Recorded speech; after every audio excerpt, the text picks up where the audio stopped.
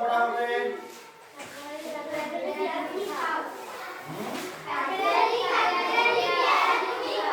কে গোটা ছড়াটা জানিস?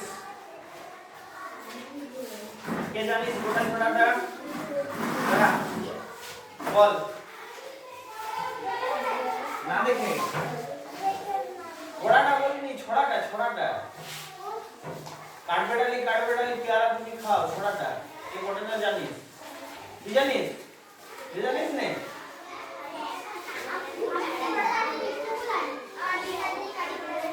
কে একটু বলতে পারবি? গোটা ছড়াটা না পারিস একটু তো পারবি। কে পারবি বল?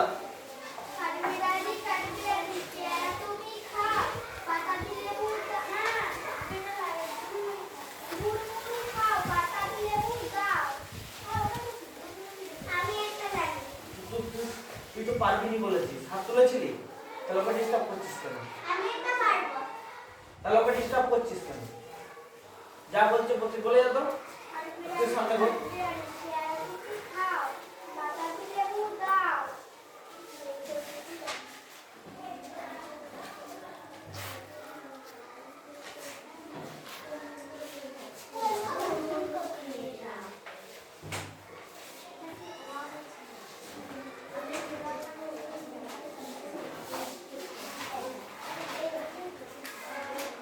তারপর আর ভুলে গেছিস? বাহ, কি তুই পারবি? অতটুকু তুই পারবি, ওটা পারবি না?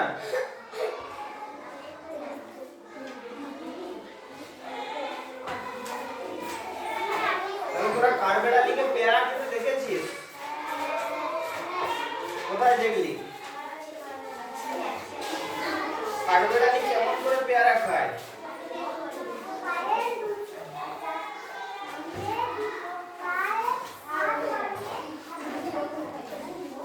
সামনে দুটো পাকে বাড়িয়ে ধরে ধরে খায়।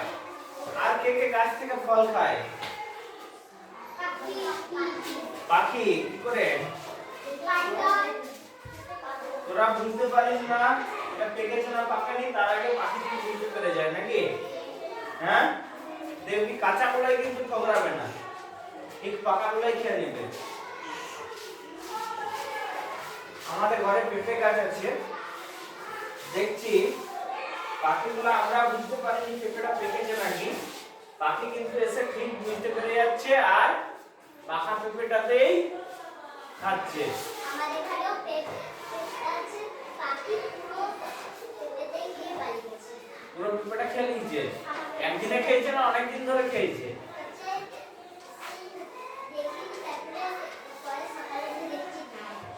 সকালে উঠে দেখছিস নাই? আজটা খাওয়া আছে। আচ্ছা, পাখিরা খায়, ফল খায়, আর কে খায়? বান্দর খায়। মাঝে মাঝে আসে?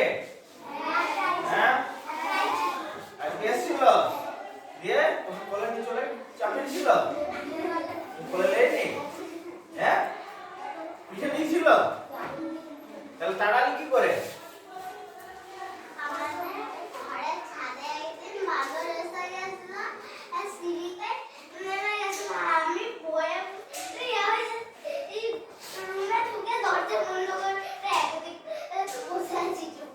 যদি তোকে বান্দরটা কোলে করে নিয়ে চলে যেত, যে ডালে ডালে ঘুরে বেড়াতো, কোলে চাপিয়ে নিয়ে চলে গেল তোকে,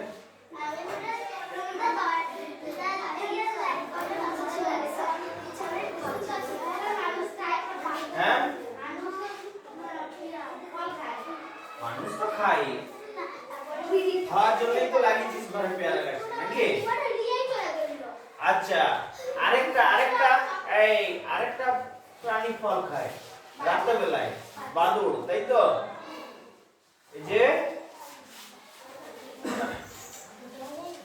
করোনার সময় 2 বছর স্কুল ছুটি ছিল, সেটা কি সন্দেহ করা হচ্ছিল যে রোগটা বাদুড় থেকে ছড়িয়েছে, রোগটা বাদুড় থেকে ছড়িয়েছে সন্দেহ করা হচ্ছিল, তাই তো?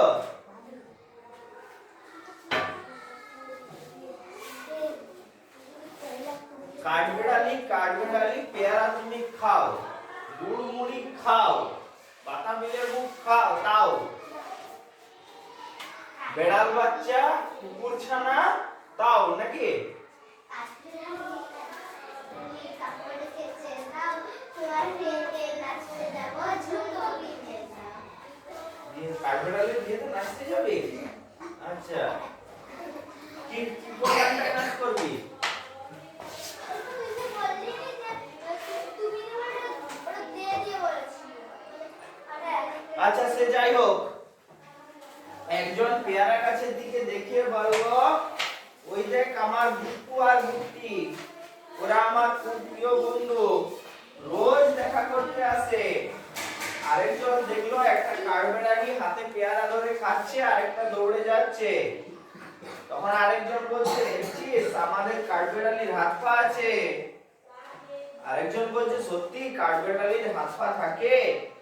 তখন একজন গম্ভীর গলা করে বলছে, দেখছিস না ঘুরটি কেমন চার পায়ে ছুটছে, ছোটার সময় সবগুলোই পা, আর গুট্টু কেমন দু হাতে খাচ্ছে, খাওয়ার সময় সামনের পা দুটো হাত হয়ে যায়। ঠিক। আচ্ছা,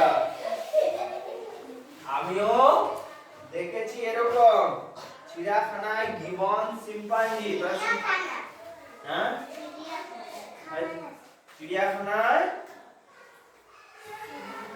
গিবন শিম্পাঞ্জি। তো শিম্পাঞ্জি দেখেছিস? দেখিস নি? আচ্ছা, হনুমান দেখিসনি? সেও তো ওইরকম। না রে, হনুমানের চেয়েও খাড়া দাঁড়ায় শিম্পাঞ্জি, প্রায় মানুষের মতো। যারা একটু সামনে ঝুঁকে দাঁড়ায় তাদের মতো, হাতে ধরে খায় ঠিক যেমন মানুষ দু পায়ে হাঁটে। না, হাঁটার সময় হাতগুলো সামনের পা হয়ে যায়। শিম্পাঞ্জি হাঁটে চার পায়ে, খাওয়ার সময় হাতে ধরে খায় নাকি? তাহলেও সুবিধে। মিন্টু বুঝতে পারলো না, বলল কার সুবিধে? কি সুবিধে? তখন আরেকজন বলছে শিম্পাঞ্জিদের সুবিধে। কুকুর ছাগলরা কোনো কিছুই হাতে ধরে খেতে পারে না, গায়ে কিছু কামড়ালে তা ছাড়াতে পারে না, গা ঝাড়াঝাড়ি করে। তখন আরেকজন বলছে দুটো পা দুটো হাতের অনেক সুবিধে। শিম্পাঞ্জিরা গাছে উঠতে পারে, হাত দিয়ে গাছের ফল ছিঁড়ে তা ছুঁড়ে মারতেও পারে। পরের দিন তারা দুজন স্কুলে গেল, দিয়ে মাস্টারমশাইকে বলল, আমার মামাতো ভাই কলকাতায় থাকে, জানেন ও চিড়িয়াখানায় শিম্পাঞ্জি দেখেছে। তখন মাস্টারমশাই বললেন, বাহ, তাহলে আজ আমরা মিন্টুর কাছে শিম্পাঞ্জির কথা শুনি, চিড়িয়াখানার কথাও শুনবো। সবাই শিম্পাঞ্জি চিড়িয়াখানার গল্প শুনলো, আর কাঠবেড়ালির কথা উঠলো। মাস্টারমশাই বললেন, হাত থাকার কত সুবিধে তা জানা হয়ে গেল।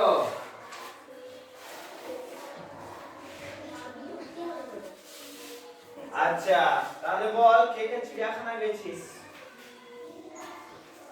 চিড়িয়াখানা কে কে গেছিস? কেউ যাসনি? কোন চিড়িয়াখানা যাসনি? পুরী যে নন্দনকানন, কে কে পুরী গেছিস? পুরী যে নন্দনকানন যাসনি? গেছিলি, ভুলে গেছিস? আচ্ছা, কলকাতার চিড়িয়াখানা? আচ্ছা, স্কুল থেকে ট্রেনে করে যাওয়া হয় না? কেমন হবে বলো তুমি?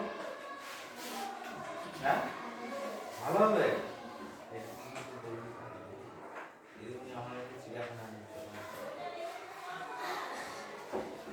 বলবি? খরচাও আছে, আর তোরা সব বদমাইশি করবি, কেউ যদি আমি হারিয়ে যাস কি হবে? অনেক দূর তো নাকি? আরে কেউ যদি সুযোগ পাস বড় পরে সময় করে যাবি, তাহলে যে জিনিসটা এখানে বলতে চেয়েছে, ধর গরুর চারটাই পা। কুকুরের চারটাই পা। ঠিক আছে, ওরা পাগুলো উপরে তুলে কিছু করতে পারে কি? পারে না তো। কিন্তু আমরা মানুষরা দু পায়ে দাঁড়িয়ে আছি আর দুটো পা মানে দুটো হাত, দুটো পা আমাদের হাত হয়ে গেছে নাকি? তাহলে আমাদের কাজের কত সুবিধা। আমরা হাতে করে লিখতে পারি, ক্রিকেট খেলতে পারি, হ্যাঁ, খাবার খেতে পারি। সুবিধা নয় অনেক? যদি আমাদের হাতগুলো না থাকতো আমাদের মুখে করে হাম হাম করে খেতে হতো গরুর মতো। তুই একবার ভেবে দেখ, তোকে মুখে করে এরকম গরুর মতো খেতে হচ্ছে। ভেবে দেখলি কেমন কেমন ছবিটা হবে? কল্পনা করলি একবার? রে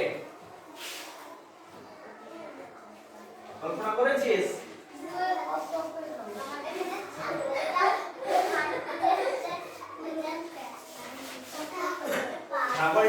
ছাগলগুলো মাঝে মাঝে দুটো পা উপরে বাড়ি দেয়, দিয়ে তারপরে গাছে ঠেস দিয়ে উপরের পাতা খায়, তাই তো? কিন্তু পা গুলো দিয়ে পাতাগুলো ধরতে পারে কি? মুখে করেই খায়, তাই তো? পা গুলো তুলে দেয় মাঝে মাঝে।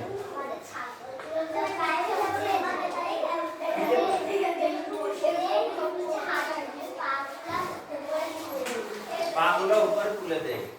আচ্ছা, মানুষ ছাড়া আর কার হাত আছে?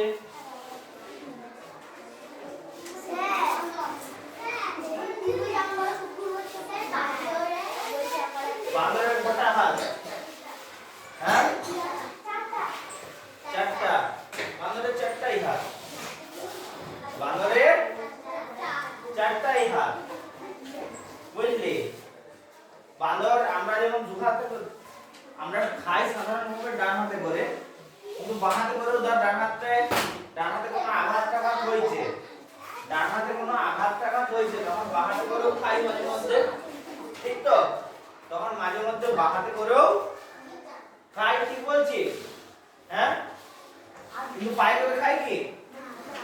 বাঁদর কিন্তু চারটে হাত দিয়েই খেতে পারে, যে কোনো হাত দিয়ে ফল ছিঁড়ে খেতে পারে, ঠিক আছে? তাই ওদের চারটাই হাত, ওদের চারটাই হাত বলা হয়। বাঁদরের পা নাই, চারটাই হাত।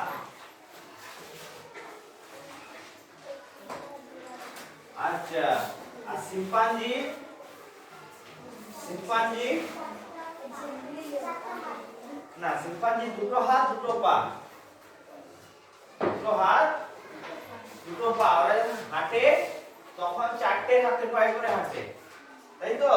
কিন্তু যখন কিছু খায় সামনে দুটো হাত তুলে দিয়ে সেগুলো দিয়ে খায়, নাকি? দেখেছিস শিম্পাঞ্জি? দেখিস নি? টিভিতেও দেখিস নি?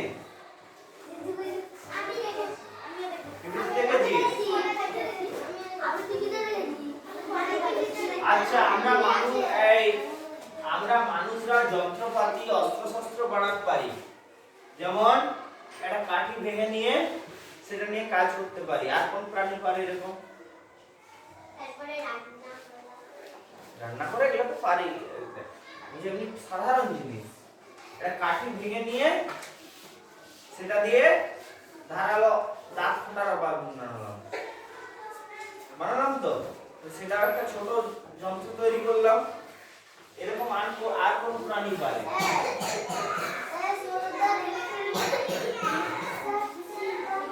শিম্পাঞ্জি পারে ছোটখাটো যন্ত্র বানাতে এরকম।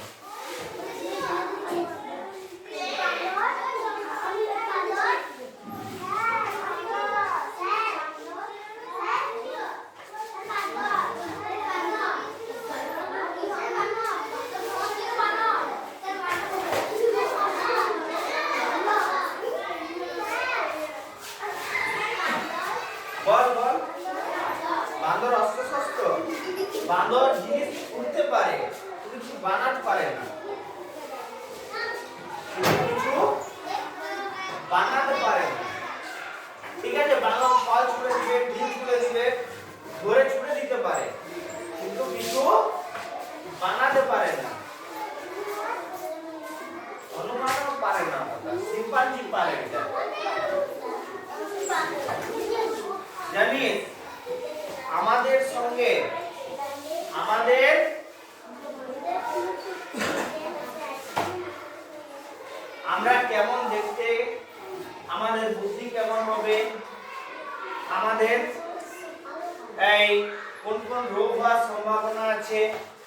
কোন কোন ব্যাপারে আমরা শক্তিশালী, এগুলো মূলত নির্ভর করে কার উপরে? আমাদের ডিএনএ এর উপরে। আমাদের ডিএনএ এর সঙ্গে সবচেয়ে বেশি মিল কার? কোন পশুর? মানুষের ডিএনএ এর সঙ্গে শিম্পাঞ্জি, তাই তো? সবচেয়ে বেশি মিল শিম্পাঞ্জি। এখন যেরকম রোবট বানানো হচ্ছে তো, নতুন নতুন লেটেস্ট একটা রোবট শুধু হাঁটতে পারে, তারপর একটা রোবট বানানো হলো যে হাঁটতেও পারে ছুটতেও পারে, তারপর আরেকটা রোবট বানানো হলো যে হাঁটতেও পারে ছুটতেও পারে আবার বাড়ি পাহারাও দিতে পারে, তারপরে আবার একটা রোবট বানানো হলো যে হাঁটতেও পারে ছুটতেও পারে। যেরকম আমাদেরকে যখন বানানো হয়েছে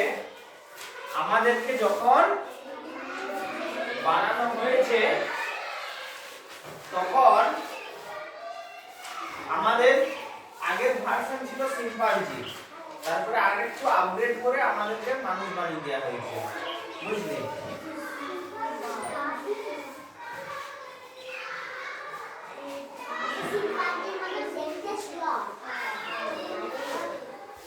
এটা তুই, এটা কে? কার নাম বলবো? কার নাম বলবো? হাত তোল। আচ্ছা, তুই কে? কি নাম? মটরের জুস। এটা কি জুস? আর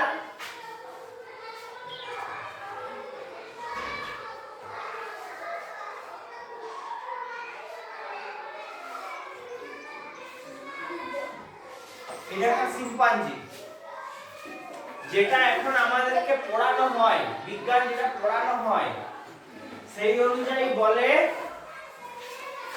কি বলে যে শিম্পাঞ্জি থেকে মানুষ হয়েছে। তিজুস মানে আমি তিজুসকে বলছি না, মানে আমরা মানুষদের আর কি। আচ্ছা, এর বাবা, হ্যাঁ তার বাবা, আচ্ছা বাবা বললে একটু কম কম আছে, তাই হোক, তার বাবা, হ্যাঁ এরকম করে 40 লক্ষকে যদি 20 দিয়ে ভাগ করি, 40 লক্ষকে যদি 20 দিয়ে ভাগ করি কত থাকবে? 2 লক্ষ, তাই তো? এরকম করে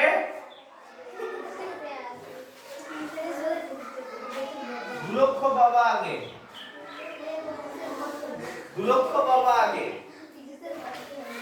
এর বাবা, তার বাবা, তার বাবা, তার বাবা, এরকম করে 2 লক্ষ বাবা আগে। আর এদিকে এই শিম্পাঞ্জিটার বাবা বাবা বাবা বাবা বাবা বাবা বাবা এরকম করে 2 লক্ষ বছর আগে, 2 লক্ষ বাবা আগে, 2 লক্ষ বাবা আগে, যেটা এখন এই আমাদের বিজ্ঞান যেটা পড়ানো হয় সেই অনুযায়ী, ঠিক আছে? এর 2 লক্ষ বাবা আগে আর এর 2 লক্ষ বাবা আগে, এরা দুজন একজনই ছিল, এরা দুজন একজনই ছিল। দিয়ে আস্তে আস্তে একটা দিক তার থেকে ধীরে ধীরে আজকে মানুষ হয়েছে, আরেকটা দিক ধীরে ধীরে শিম্পাঞ্জি হয়েছে, বুঝলি? ব্যাপারটা বোঝা গেল? এটা আধুনিক বিজ্ঞানে পড়ানো হয়। আচ্ছা, এই কিন্তু আমাদের তোকে বাইরে দেখতে বলেছি না না,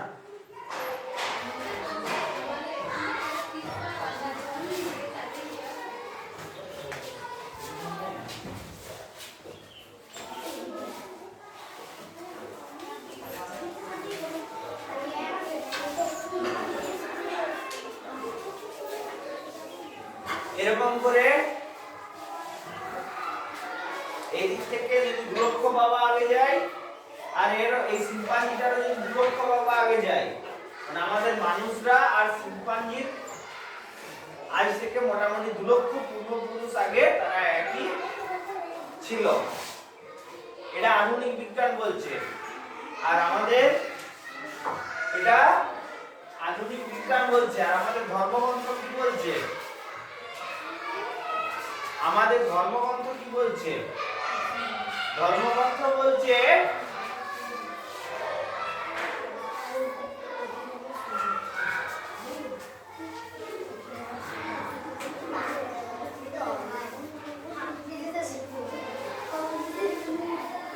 এই চারটে মাথা ওলা লোকটার নাম কি? ব্রহ্মা, তাই তো? ব্রহ্মা বিভিন্ন রকম জীব সৃষ্টি করছেন। মানে এখন আমরা যেমন রোবট বানাচ্ছি, এখন আমরা যেমন রোবট বানাচ্ছি, কম্পিউটার বানাচ্ছি, সেরকম ব্রহ্মা বিভিন্ন রকম আমরা হচ্ছে কি রকম তাহলে বায়োলজিক্যাল কম্পিউটার নাকি? ওগুলো ইলেকট্রনিক্স কম্পিউটার, সিলিকন মূলত।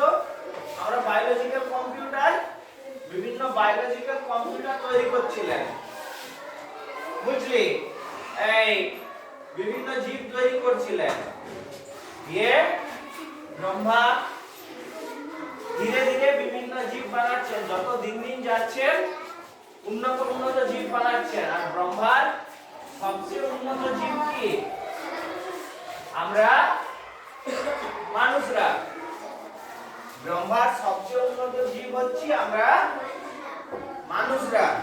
তোদের কোনটা ঠিক মনে হয়? যে একজন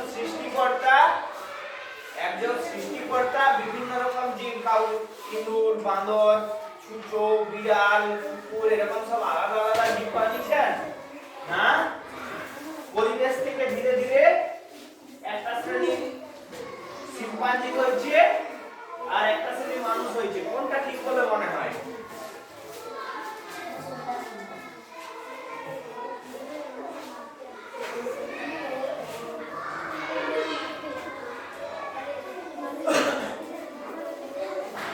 তোদের কোনটা ঠিক বলে মনে হয়? হ্যাঁ, ব্রহ্মাটা ঠিক বলে মনে হয়? বিজ্ঞানটা ঠিক মনে হয়নি? বিজ্ঞানের এটাও একটা খুব ভালো জিনিস। তবে বিজ্ঞান কোনো কিছু মানতে হবে না, বিজ্ঞানে কোনো কিছু মানতে হয় না, ঠিক আছে? বিজ্ঞান কিসের উপর নির্ভর করে?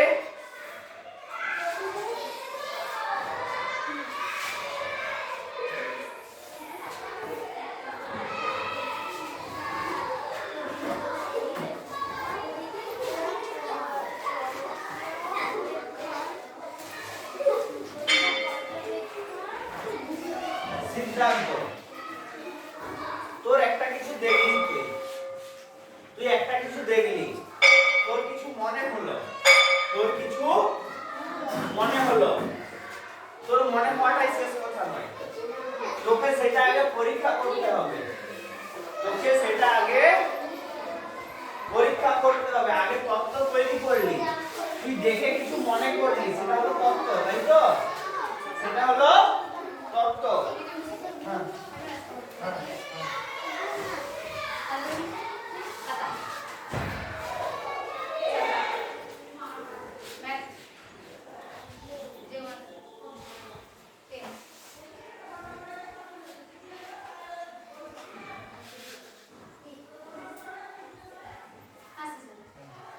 তো প্রথমে তৈরি হলো তত্ত্ব। তুই যেটা মনে করলি, যেটা হতে পারে, এটা বলছে তত্ত্ব, ইংরেজিতে বলে থিওরি। তারপরে তুই সেটা নিয়ে পরীক্ষা করবি যে আমার এই তত্ত্বটা অনুযায়ী যদি আর ঠিক হয় তাহলে এটা করলে এটা হবে, ঠিক আছে? তাহলে এই জলটাকে ঠান্ডা করলে বরফ হবে, এটা হচ্ছে তত্ত্ব।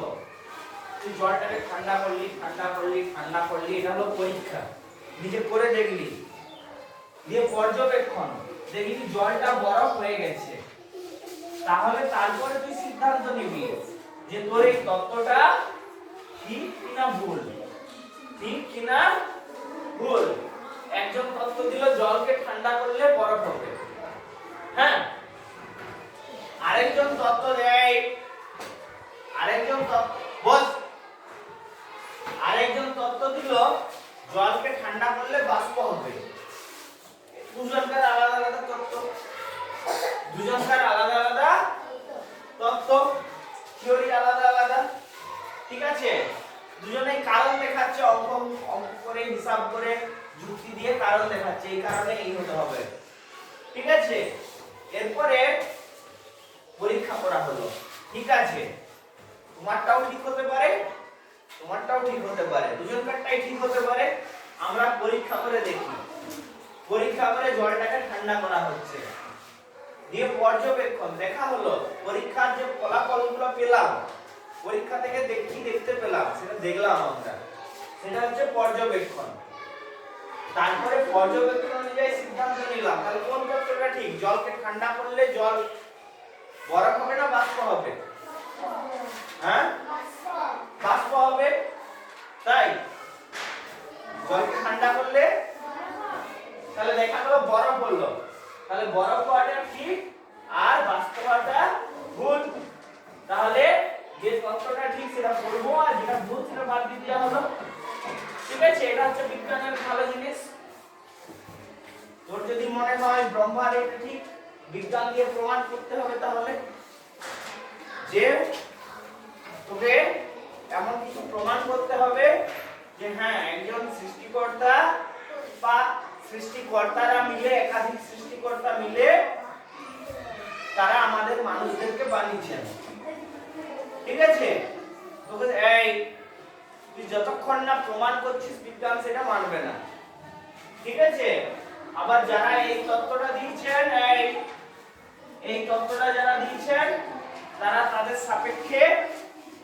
সাপেক্ষে বিভিন্ন যুক্তি পরীক্ষা করে। ঠিক আছে, এখন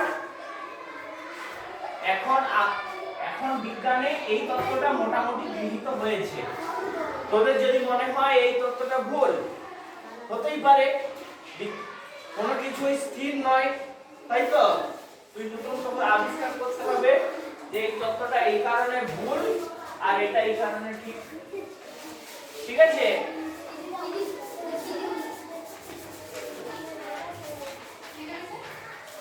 দাঁড়া একটু দাঁড়া, আমি বলে দেবো।